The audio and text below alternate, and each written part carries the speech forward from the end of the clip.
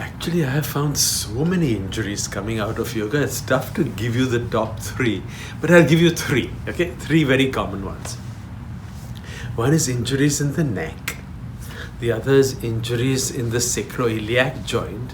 And the other is a tie between injuries in the shoulders and the knee. So let's talk about how to avoid them. Maybe we can talk about how they are caused. So then we can talk about how to avoid them.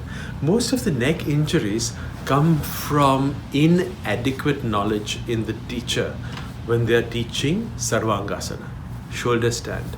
Sarvangasana, Halasana, any variations puts a huge strain in the neck unless the person is doing a regular, solid practice every day. And most of our students are not. Therefore, my teacher, B.K.S. Iyengar, designed a lift. And you lift the shoulders about 2 to 3 inches off the floor. And if there is a neck injury, even more, 4, 5, 6 inches off the floor.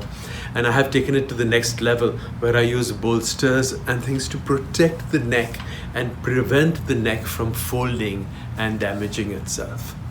So that's number one, cause and remedy. Number two is the sacroiliac joint. Sacroiliac joint damage happens because people want to do poses they are not ready for.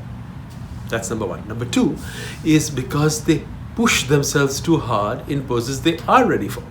And number three, because they have not developed strength in the and around the sacroiliac joint, and they're just pushing to do a pose without strength, trying to get more and more supple. And this is a crucial thing to remember.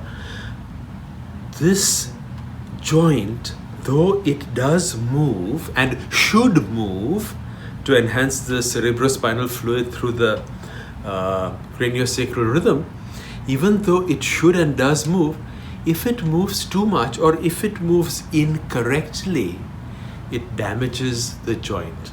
Because it's like a tongue and groove, it's like key and lock mechanism in the joint between the sacrum and the ilium.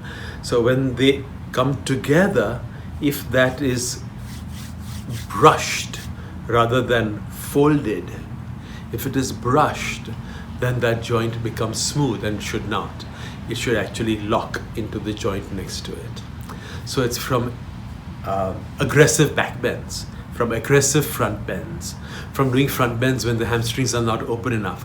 All these things cause problems in the sacroiliac joint because the sacrum and the ilium move opposite to each other when they should move as a unit. So the solution is find a teacher who understands how to move the pelvis as a unit whenever you're doing forward bends or back bends and when you're doing twists so that you don't damage the sacroiliac joint. So that's number two. Number three, let's do shoulders. Let's do shoulders. And I have done all these injuries to my own body in the early years when I was aggressively practicing. So I know this from my own physical pain, which I still suffer with and which I have to work on every day.